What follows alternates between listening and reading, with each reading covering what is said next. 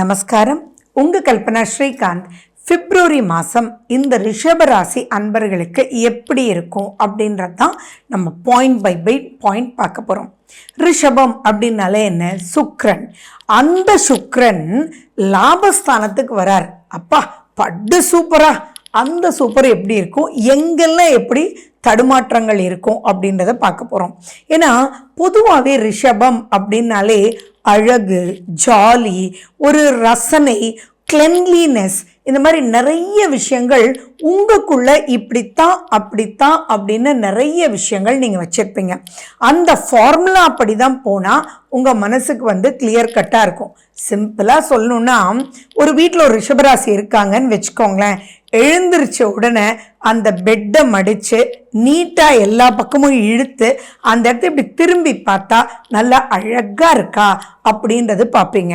ஒரு டைனிங் டேபிளில் உட்காந்து நீங்கள் சாப்பிட்டாலும் சரி, எது எடுத்தாலுமே அங்கே நீட்னஸோட ப்ரெசென்ட் பண்ணுறதும், ப்ரெசன்டேஷனில் ஜெயிக்கக்கூடிய ஆட்கள் உங்களை விட்டால் வேற யாரு? எப்பயுமே ஒரு ஸ்டூடெண்ட்டாக நீங்கள் இருந்தீங்கன்னா கூட நீங்கள் அங்கே சப்ஜெக்ட் இருக்கோ இல்லையோ அதை அழகாக அண்டர்லைன் பண்ணி ப்ரெசன்டேஷனில் மார்க் எக்ஸ்ட்ரா வரும் இல்லையா, அது எல்லாம் ரிஷபராசி தான். இவர் அனுப்புப்பா, இவர் போனால் வேலையை முடிச்சுட்டு வருவார் அப்படின்னு சொல்லுவாங்க. ஏன்னா அவங்க நீட்டாக ட்ரெஸ் பண்ணி அந்த இடத்துக்கு தகுந்த மாதிரி அந்த இடத்துல போய் நின்னாலே காரியம் முடிக்கிற மாதிரி இருக்கிறது எல்லாமே ரிஷபராசி அன்பர்கள். நிறைய ரிஷபராசி அன்பர்கள் பார்த்தீங்கன்னா லக்ஸுரியான ஐட்டம்ஸ் வச்சுருப்பாங்க. அவங்களுக்கு அதுக்கு மேலே ஒரு ஆர்வம் இருக்கும். அது மட்டும் இல்லாமல் அந்த லக்ஸுரியான ஐட்டம் வாங்கிறதுக்கு ஒரு எக்ஸ்பிளனேஷனும் அழகாக கொடுக்கறது உங்களை விட்டால் வேற யாரு? அவ்வளவு அழகு. ரிஷபராசினாலே அழகு அப்படின்றது பாயிண்ட். சரி, உங்களுக்கு இந்த பிப்ரவரி மாதம் எப்படி இருக்கும் அப்படின்றது நான் கிளியர் கட்டாக சொல்கிறேன். அதில் இருக்கக்கூடிய நன்மைகளும் சொல்கிறேன், எதுலேயே எச்சரிக்கையாக இருக்கணுன்றதும் சொல்கிறேன். நன்மை மட்டும் சொல்லும்போது சந்தோஷம்தான், ஆனால் அதுக்காக இல்லை இந்த மாத பலன். எதில் சிக்கிக்காமல் இருக்கணும் அப்படின்றதும் புரிஞ்சுக்கணும்.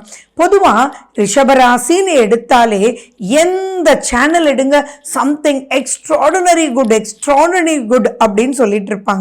ஆனால் உண்மையாக பாருங்க, எத்தனை ரிஷபராசிக்காரங்களுக்கு வேலை இப்போ போயிருக்கு. ஆமாவா இல்லையா? அதே மாதிரி தொழில் பண்ணிட்டு இருப்பீங்க, அப்படியே முடங்கிடுச்சு அப்படின்னு சொல்லுவீங்க.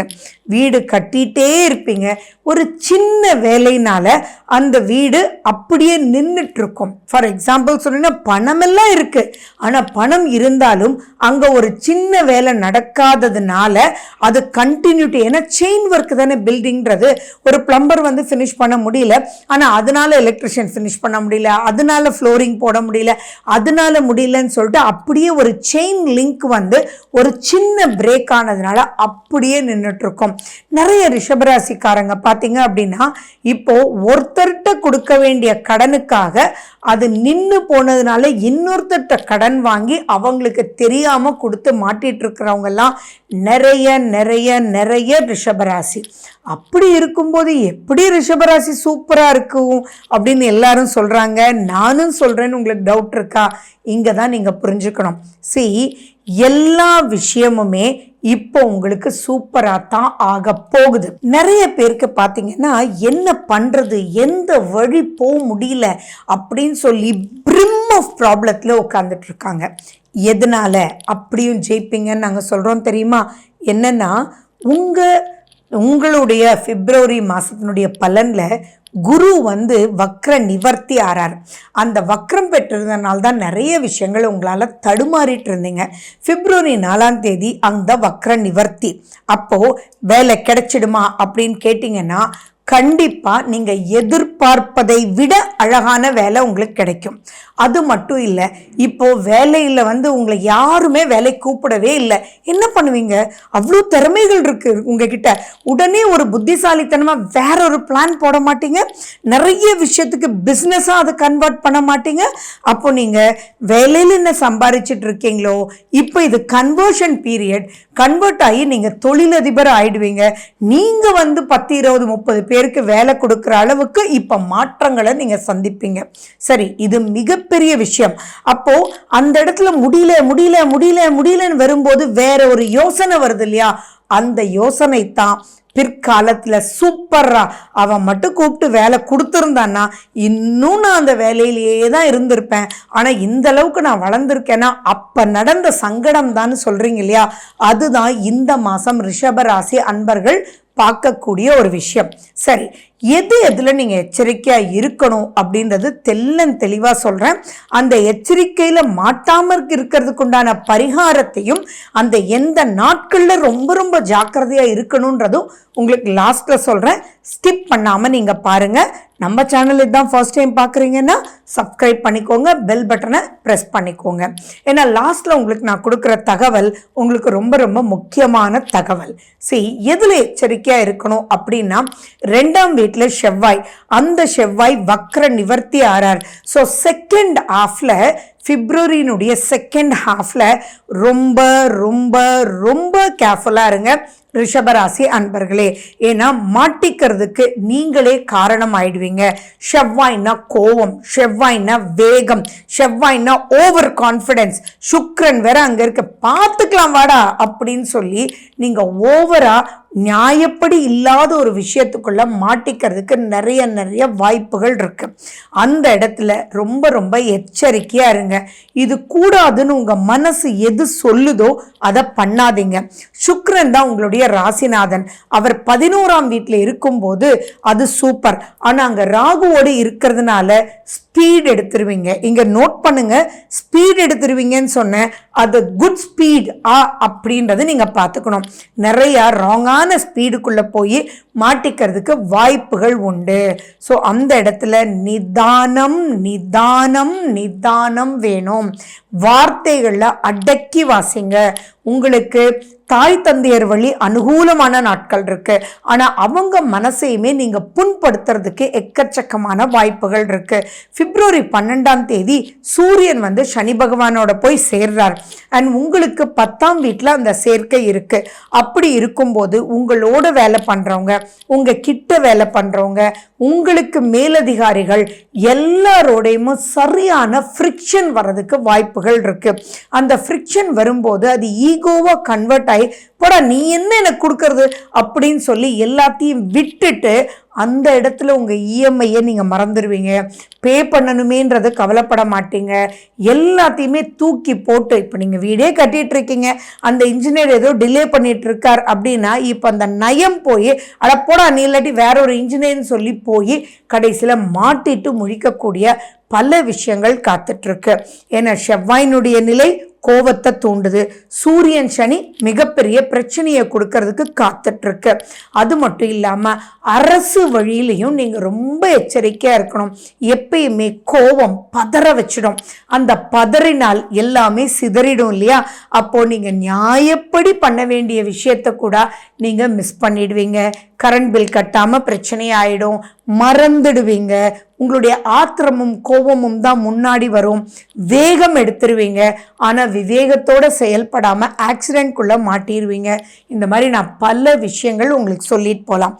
So second half of February எச்சரிக்கையா இருக்கணும். இதுல ஒரு பெரிய பிளஸ் என்ன தெரியுமா?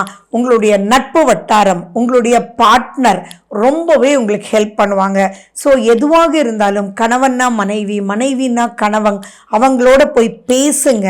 இது இப்படி இருக்கு, என்ன பண்ணலாம் அப்படின்றது பேசுறது தான் உங்க புத்திசாலித்தனம். ஏன்னா குரு பகவான் உங்க மேலேயே இருக்கார், ஜென்ம குருவா இருக்கார். ஆனா அவர் பார்க்கக்கூடிய பார்வை அப்படின்னு பார்த்தீங்கன்னா உங்களுடைய 7ஆம் வீடை பார்க்குது. ஸோ எதுவுமே சும்மா சொல்றது இல்லை. ஸோ ஒரு கன்ஃபியூஷன் வரும்போது நீங்க என்ன பண்ணணும்? உங்களுடைய ஃப்ரெண்டுக்கு ஃபோன் பண்ணி, இப்படி இருக்கடா, இந்த மாதிரி நான் இருக்கேன், என்னடா பண்ணிட்டோம், நான் நாளைக்கு வேலையை விட்டுட்டுமா அப்படின்னு நீ கேட்டுட்டு அதுக்கப்புறம் ப்ரொசீட் பண்ணுங்க. நீங்க ஒய்ஃப்கிட்ட டிஸ்கஸ் பண்ணுங்க. அதே மாதிரி தாய் தந்தையர் ஃபேவரபிளா இருக்காங்க, அவங்களோட டிஸ்கஸ் பண்ணுங்க. நீங்க என்ன தப்பான முடிவுகள் எடுக்க இருந்தாலும் நீங்க உங்க குடும்பத்துடனும் உங்களுடைய ஃப்ரெண்ட்ஸோடையும் உங்களுடைய பார்ட்னர்ஷிப்போடையும் நீங்க டிஸ்கஸ் பண்ணும்போது அதுக்குள்ள மாட்டவே மாட்டீங்க. அப்போ எவ்வளோ பெரிய சூட்சுமம் இல்லையா இது? ஸோ இங்க வேண்டியது பொறுமை. அந்த பொறுமைக்கு நீங்கள் என்ன பண்ணணும் அப்படின்னா, அதுவும் அந்த பொறுமையாக நீங்கள் இருக்க வேண்டிய நாட்களையும் நான் லாஸ்ட்டில் சொல்கிறேன். அந்த காலகட்டத்தில் ரொம்ப ரொம்ப ரொம்ப ரொம்ப எச்சரிக்கையாக இருக்கணுன்றது ஞாபகம் வச்சுக்கோங்க.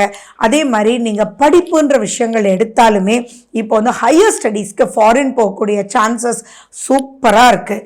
லாபஸ்தானத்தில் சுக்கிரன் அப்படின்னு சொல்லும்போது நீங்கள் உங்களுடைய மூத்த சகோதர சகோதரிகளோட டிஸ்கஸ் பண்ணும்போது ஆட்டோமேட்டிக்காக உங்களுக்கு வழி காமிப்பாங்க. பட் அந்த வழியை நீங்க ஏத்துக்குவீங்களா அப்படின்றது தான் விஷயம். என்னன்னா இப்போ வந்து கம்ப்ளீட் ஆப்போசிட் எனர்ஜி. ஒருத்தர் பார்த்தீங்கன்னா ஒரு வேலையில் இருக்கார், அந்த வேலையில் நல்ல சம்பளத்தில் இருக்கார். அப்போ நல்ல சம்பளம்னு எடுத்தாலே அதுக்குண்டான கடன் கட்ட வேண்டியது, இஎம்ஐ கட்ட வேண்டியது எல்லாமே கண்டிப்பாக இருக்கும். அந்த சிக்கலில் மாட்டிட்டு முழிச்சிட்டு இருந்தார். அவங்களுக்கு நாங்கள் சொன்னது, சார் நீங்கள் என்னத்தான் வேலை பண்ணிட்டு இருந்தாலும் உங்களுக்கு கொஞ்சம் கூட சக்ஸஸ் பெருசாக இருக்காது. யோசிச்சு பாருங்க, நீங்கள் வந்து இவ்வளோ சம்பளம் வாங்குறீங்க, கடைசியில் என்ன நிற்குது அப்படின்னு கேட்கும்போது கடைசி வாரத்தை தள்ளுறதை யோசிச்சாலே பயமாக இருக்குது அப்படின்னு சொன்னார். அவங்களுக்கு நாங்கள் என்ன சொன்னோம், சார் இது பிஸ்னஸ் பண்ணக்கூடிய ஜாதகம், தானாக பிஸ்னஸ்குள்ளே நுழையிறதுக்கு தான் இந்த மாதிரி எல்லாம் பண்ணிகிட்ருக்கு. நீங்கள் ஒரு அக்வேரியம் வந்து ஸ்டார்ட் பண்ணுங்கள், ஃபிஷ் சம்மந்தமான பிஸ்னஸ், தண்ணி சம்மந்தமான பிஸ்னஸ் நீங்கள் ஸ்டார்ட் பண்ணுங்கன்னு சொல்லும்போது அவர் முழின்னு முழிச்சார். சின்னதாக ட்ரை பண்ணி பாருங்க சார்னு சொல்லும்போது அவர் வந்து அவ்வளவு நம்பிக்கை இல்லாமலும் வேற வழி இல்லை, வேலை போயிடுச்சு, ஈகோனால வெளியில் வந்தாச்சு அப்படின்ற ஒரு விஷயத்தில் சின்னதாக ஆரம்பிச்சு ஆனால் இன்னைக்கு ரொம்ப ரொம்ப ரொம்ப ரொம்ப சந்தோஷமாக இருக்கக்கூடிய ஒரு நிலைக்கு தான் தள்ளப்படுது இந்த ரிஷபராசி அன்பர்கள். ஸோ கண்டிப்பாக கவலைப்பட வேண்டாம். ஆனால் இங்கே பொறுமையாக மற்றவங்க சொல்கிறத கேட்டு அனலைஸ் பண்ணி அதுக்குண்டான விஷயத்துக்குள்ளே நீங்கள் போய் ப்ரோக்ராம் எழுதினா என்ன, இது பண்ணால் என்ன, இது பண்ணால் என்னன்னு சொல்லி நீங்கள் எழுதி அப்புறம் ப்ரொசீட் பண்ணும்போது சம்திங் எக்ஸ்ட்ராடினரி அப்லிஃப்ட்மெண்ட் இருக்குது.